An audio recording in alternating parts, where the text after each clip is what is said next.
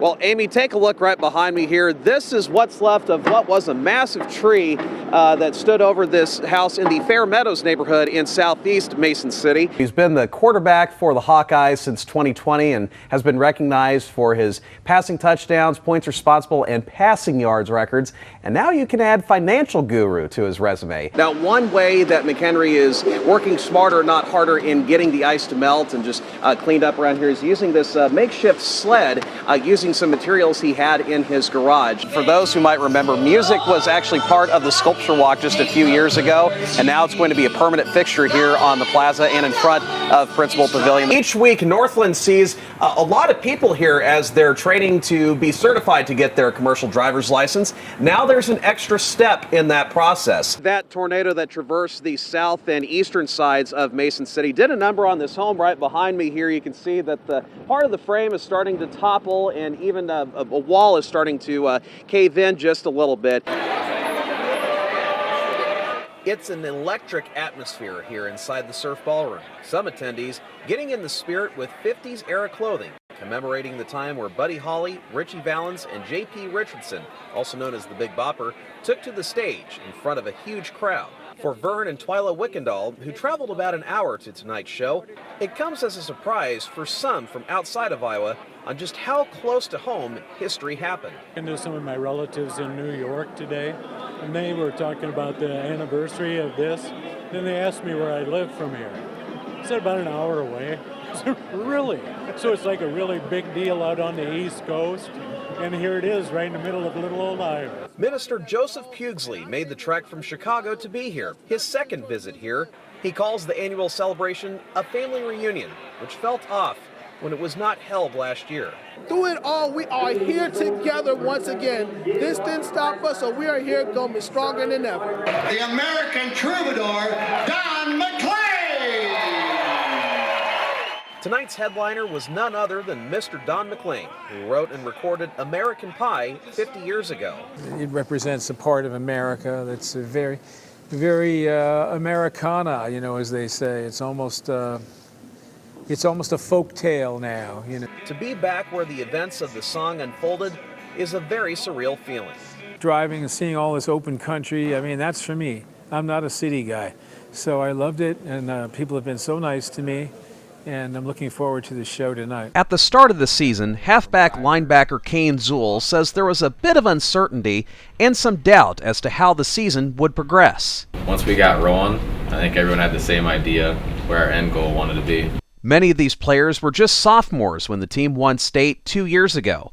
Now as seniors, they took up the mantle, going undefeated, then taking down Hartley Melvin Sanborn, shutting out East Buchanan, and enacted revenge on Grundy Center, who beat them in the quarterfinals last year.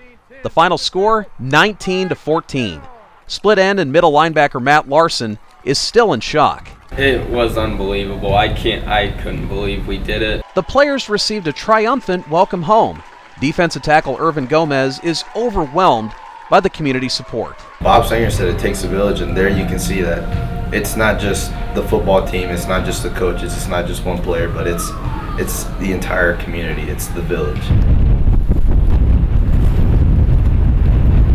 Now that the stands are empty, the goalposts are down, and the scoreboard turned off, another season has come to a close.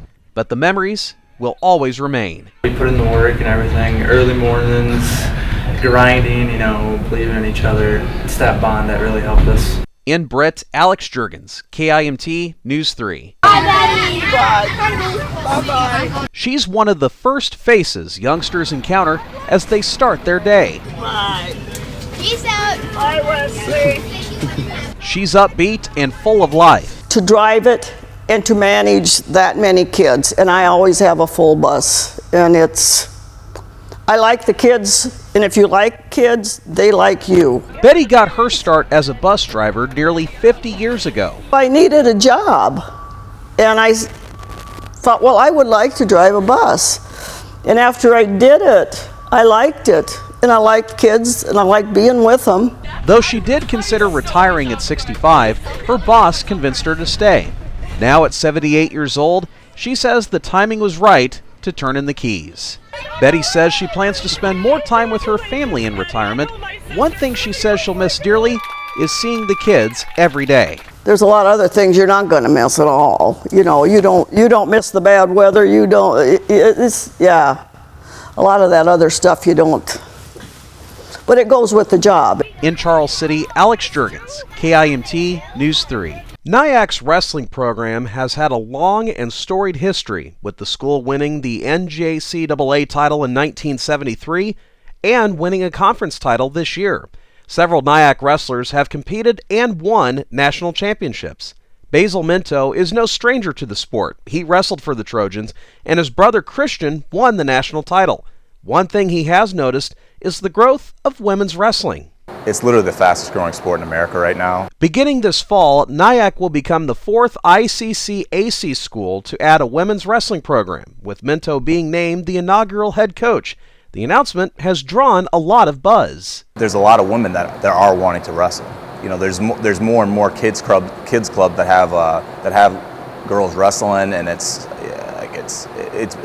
exploding the way I never thought it would. With similar programs across Iowa already winning national titles, and even the University of Iowa launching their own program, Minto believes Nyack's program opens up more opportunities. It's just something that's going to benefit the sport so much. You know, women starting wrestling, it's amazing. I think it's going to be a really good thing. We're counting down the days until the season gets officially underway next school year, with the inaugural team hopefully adding their names to the school's well-renowned program. He may quarterback the Hawkeyes to victory on the gridiron, but off of it, Spencer Petras is calling out financial plays. If you're a first-round NFL draft pick that's making $20 million, you still have to manage that money because money is not infinite. He's teaming up with First Security Bank and sharing his financial strategy with Charles City students. I know when I was leaving high school, I might not have had I didn't have the same appreciation for those things that I have now, and I'm sure now I don't have the same appreciation as I will when it comes time for me to retire. Griffin Franksane is set to graduate this year, and hearing from Petras can give tips on how to hurdle over those financial roadblocks. It's a different thing learning in an environment where it's all experimental and things like that, and then getting someone's perspective from a real life scenario is it's a lot more helpful. If any students have not taken any sort of financial literacy classes yet, Franksane highly encourages it to prepare for what the competition may throw their way. Even myself being a senior going into adulthood, it's really important that I learn some of this stuff.